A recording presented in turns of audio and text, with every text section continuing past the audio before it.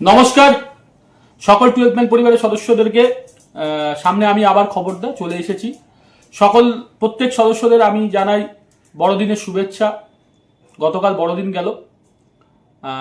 আজকে যে দুটো খবর বা প্রতিবেদন আমরা আপনাদের সামনে পড়ে শোনাবো, সেটি একটি হলো সংবাদ প্রতিদিনের এবং আরেকটি হলো জাগো বাংলার প্রতিবেদন।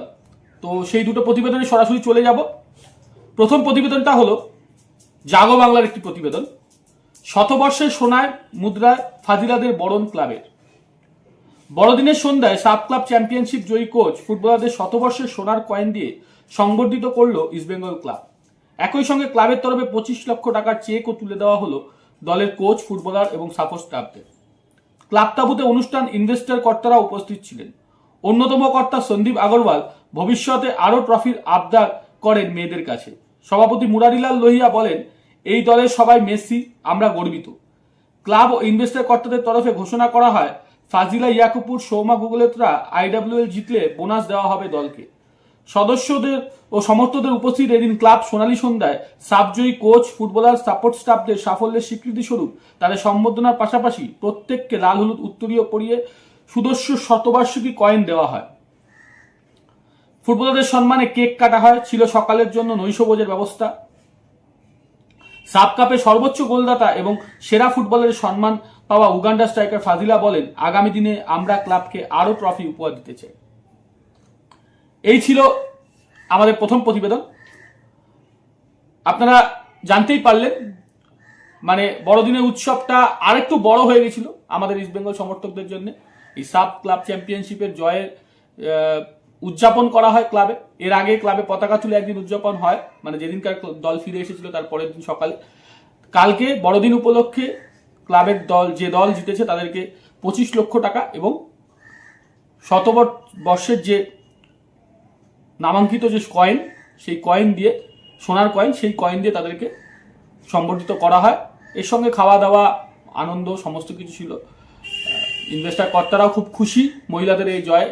শুধু ইনভেস্টর কর্তা কেন বলবো, সমস্ত ক্লাবের সমস্ত স্তরের ক্লাব ম্যানেজমেন্টের সমস্ত প্রতিনিধি এবং সমর্থক সবাই আমরা খুবই খুশি। আমরা চাই আরো এইভাবে এগিয়ে যাক আমাদের মহিলা দল এবং আমাদের ক্লাবের পতাকা আরো দূর দূরান্তে তারা আগামীবার, মানে আইডব্লিউএল চ্যাম্পিয়ন হয়ে এই বছর আগামী যে এই এফসি চ্যাম্পিয়ন্স লিগে সুযোগ পাবে, সেই সুযোগ পেয়ে তারা যেন সেখানেও আরো এগিয়ে যেতে পারে। শুধু গ্রুপ লিগের রাউন্ড টপকে নয়, আরো এগিয়ে গিয়ে আরো সাফল্যের পথ তারা আমাদের দেখাবে, আমাদের ক্লাবকে এবং আমাদের পতাকাকে আরো ঊর্ধ্বে তুলে ধরবে। এই আশা আমরা সকল 12 ম্যান পরিবারের সকল সদস্য এবং সমর্থকরা এটা কিন্তু রাখি। এবার চলে যাব আমাদের দ্বিতীয় প্রতিবেদনে। দ্বিতীয় প্রতিবেদন অবশ্যই আইএসএল নিয়ে। আপনারা জানেন আইএসএল নিয়ে ইতিমধ্যেই ক্লাব প্রতিনিধিদের সঙ্গে বৈঠক সেরেছেন 3 দলের যে সদস্য, আমাদের বাংলার সচিব অনির্বাণ দত্ত, গোয়ার প্রেসিডেন্ট এবং কেরালার প্রেসিডেন্ট, তারা ফুটবল সংস্থার যারা প্রেসিডেন্ট, তারা 3 জনের একটি কমিটি করেছে। সেই 3 সদস্য, সেই কমিটি কিন্তু এখন এই মুহূর্তে এই বিষয়টাকে নিয়ে আলোচনা করছে। তারা অলরেডি একবার মিটিং করে ফেলেছে ক্লাব প্রতিনিধিদের সঙ্গে, সেটা আপনারা সকলেই জানেন। আজ আরেকটি মিটিং আছে। তো কি হবে, কি ফয়সলা, সেই নিয়ে সংবাদ প্রতিদিন একটি প্রতিবেদন বের করেছে। সেই প্রতিবেদনে কি লিখেছে সেটাই আমরা একটু শুনে নেওয়ার চেষ্টা করব। এই প্রতিবেদনটা লিখেছে সাংবাদিক দুলাল দে। ফেব্রুয়ারির প্রথম সপ্তাহের মধ্যে আইএসএল শুরু করতে না পারলে এই মরশুমে বোধহয় আইএসএল আর হওয়ার সম্ভাবনাই নেই।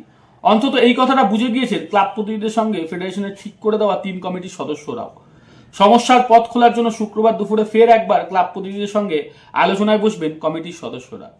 কিন্তু শুক্রবারের আলোচনায় আইএসএল হবে কিনা তা নিয়ে চূড়ান্ত সিদ্ধান্ত আসার খুব একটা সম্ভাবনা রয়েছে বলে মনে হয় না। ঠিক হয়েছে এরপর সোমবার সব ক্লাবের সঙ্গে মিটিংয়ে বসবেন কমিটির 3 সদস্য, আর সেই দিনই চূড়ান্ত হবে এই মরশুমে আইএসএল হবে কি হবে না। বুধবারই ক্লাব প্রতিনিধিদের আলোচনা করে ঠিক করেছিলেন শুক্রবার ফের কমিটির সদস্যদের সঙ্গে আলোচনায় বসবেন। বুধবার আলোচনা এক মুহূর্তে লিগ চালানোর জন্য সেরকম কিছু পথের কথা বলেছিলেন ক্লাব প্রতিনিধিদের। ক্লাব প্রতিনিধি সেরকম আইএসএল দীর্ঘমেয়াদী চুক্তির জন্য কিছু পথের কথা জানিয়েছিলেন। তখন ঠিক হয়েছিল দুপক্ষই নিজেদের মধ্যে করে আইএসএল এর জন্য প্রস্তাব তৈরি করবে। সেগুলো ক্লাব প্রতিনিধিদের সঙ্গে আলোচনা হবে শুক্রবার। তারপর দুপক্ষ এক জায়গায় এলে 29শে ডিসেম্বর সোমবার আইএসএল এর সব ক্লাবের সঙ্গে আলোচনায় বসবেন কমিটির 3 সদস্য, সঙ্গে ফেডারেশনের ডেপুটি সেক্রেটারি জেনারেল সত্যনারায়ণ। আশা করা হচ্ছে সেদিনই এই মরশুমের আইএসএল এর ব্যাপারে চূড়ান্ত সিদ্ধান্ত নেওয়া হবে। কমিটির সদস্যদের সঙ্গে আলোচনা করে ক্লাব প্রতিনিধিদের সঙ্গে অন্তত একটা জিনিস বুঝতে পেরেছেন, এই মরশুমে আইএসএল যদি করতে হয় তাহলে ফেব্রুয়ারির প্রথম সপ্তাহের মধ্যেই শুরু করতে হবে। আর সেই কারণে দুপক্ষ দ্রুত আলোচনায় বসেছে। এই মরশুমে ছোট করে হলেও ক্লাবেরা খেলতে আগ্রহী, কিন্তু তার আগে দেখে নিতে চাইছে আইএসএল এর দীর্ঘ চুক্তি নিয়ে ফেডারেশন কি ভাবছে। যে কারণে শুক্রবার মিটিংয়ে দীর্ঘ চুক্তি নিয়ে 3 সদস্যের কাছে ক্লাব প্রতিনিধিরা জানতে চাইবেন তাদের ভাবনা। কমিটির সদস্যরাও সেরকম কিছু প্রস্তাব তৈরি করে রেখেছেন। তবে এই মরশুমে আইএসএল খেলার জন্য ক্লাব মূলত কিভাবে কম খরচে খেলা যায় সেই কথাই ভাবছে। যে কারণে কমিটি যেরকম বলেছে খরচ কমানোর জন্য রাজ্য সরকারের সঙ্গে কথা বলা হবে। আদৌ সেটা সম্ভব হবে কিনা তা নিশ্চিত করতে চান ক্লাব প্রতিনিধিরা।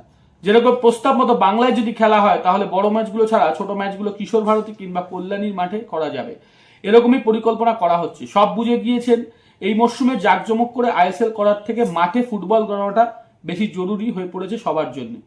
ক্লাবেরাও খেলতে চায়, কিন্তু আগে নিশ্চিত হতে চায় ফেডারেশন দীর্ঘ চুক্তি নিয়ে কতটা সিরিয়াস, নাকি কোনো মতে সব দলকে মাঠে নামিয়ে দিতে চাইছেন। আবার কমিটির সদস্যরা মনে করছেন একদিনের আলোচনায় দীর্ঘ চুক্তি নিয়ে সিদ্ধান্ত নেওয়া সম্ভব নয়, কিন্তু আলোচনার মাধ্যমে সব সমস্যার সমাধান সম্ভব। সেরকম হলে দুপক্ষে একসঙ্গে সুপ্রিম কোর্টে গিয়ে দীর্ঘ চুক্তির জন্য শর্তগুলি নিয়ে আবেদন করবে। কিন্তু ক্লাবগুলি যদি এরকম শর্ত দেয় দীর্ঘ চুক্তি না হলে এই মরশুমে আইএসএল খেলা সম্ভব নয়, তাহলে বোধহয় এই মরশুমে আর আইএসএল সম্ভব নয়।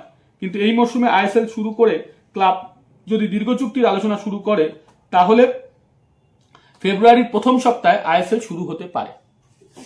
এই ছিল প্রতিবেদন। আমরা বারবার এটা নিয়ে বলেছি, সারা ভারতবর্ষের ফুটবল প্রেমী তথা বাংলার ফুটবল প্রেমী মানুষ অবশ্যই একটা আশঙ্কায় রয়েছে কবে এর একটা সুনিশ্চিত ফল বেরাবে, কবে থেকে ডেট ঘোষণা হবে, কবে থেকে আমাদের ভারতের সর্বোচ্চ লিগ শুরু হবে, সে নিয়ে সকলেই চিন্তিত। সে মোহনবাগান সমর্থক থেকে কলকাতার আরও যে 2 প্রধান ইস্টবেঙ্গল, আমাদের ক্লাব এবং মোহনবাগান ছাড়াও সমস্ত দল, north east United, Chennai city FC, প্রত্যেকে কিন্তু একটা অদ্ভুত সিচুয়েশনের মধ্যে দাঁড়িয়ে আছে যে কবে শুরু হবে, কি শুরু হবে কিছু না জেনে তারা কিছু করতো না, এগাতে পারছে না পিছোতে পারছে, তারা প্লেয়ার ছাড়তে পারছে না, প্লেয়ারদেরকে পয়সা দিয়ে যাচ্ছে, বা অন্য যারা দল এখনো ঠিকভাবে দলের প্লেয়ার নেয়নি তারা নেবে কি নেবে না সেটাও সিদ্ধান্ত নিতে পারছে না। এই একটা পরিস্থিতিতে বলটা গড়া, যা আমরা প্রতিবেদনেও শুনলাম। ক্লাবের প্রতিনিধি 3 সদস্যের যে কমিটি তারা প্রত্যেকে মিলে আশা করবো আজকে একটি সুনির্দিষ্ট আলোচনা হবে এবং সেখান থেকে একটি পথ বেরিয়ে আসবে এবং সোমবারের মধ্যে যথাসম্ভব, যেরকম আমরা জানতে পারছি যে সোমবারের মধ্যে যদি ফাইনাল হয়ে যায় তাহলে ডেটটা জানা গেলে সবাই কিন্তু নিজেদের মতো করে নেমে পড়বে, যাতে এই মরশুমে হ্যাঁ হয়তো জাঁকজমকটা একটু কম হবে কিন্তু আলটিমেট খেলাটা তো হবে। খেলা না হলে ভারতের সমর্থকরা বঞ্চিত, ভারতের ফুটবল নিয়ে যত মানুষের যে কমার্শিয়াল বিনিয়োগ প্রত্যেকে কিন্তু বঞ্চিত। আপনি ভাববেন না একটা প্লেয়ারের শুধু ক্ষতি হচ্ছে, প্লেয়ারের তো ক্ষতি হবেই, তার সাথে সাথে কিন্তু যারা এর সঙ্গে প্রত্যক্ষ না হলে পরোক্ষভাবে জড়িত তারাও কিন্তু ক্ষতিগ্রস্ত হবে। যাই হোক, এই ছিল আমাদের আজকের মূল বিষয়। 2টি প্রতিবেদন আমরা পড়ে শোনালাম। কেমন লাগলো আজকের এপিসোড অবশ্যই আপনারা লাইক এবং কমেন্ট করে জানাবেন। ভালো লাগলে 12 ম্যান পরিবারের সঙ্গে থাকবেন। আপনাদের সহযোগিতা কিন্তু আমাদেরকে এগিয়ে যেতে অনুপ্রেরণা দেয়, আপনাদের ভালোবাসা আমাদেরকে চলতে সাহায্য করে। এই বলে আজকের এপিসোড শেষ করছি। সকলে ভালো থাকবেন, সুস্থ থাকবেন। নমস্কার।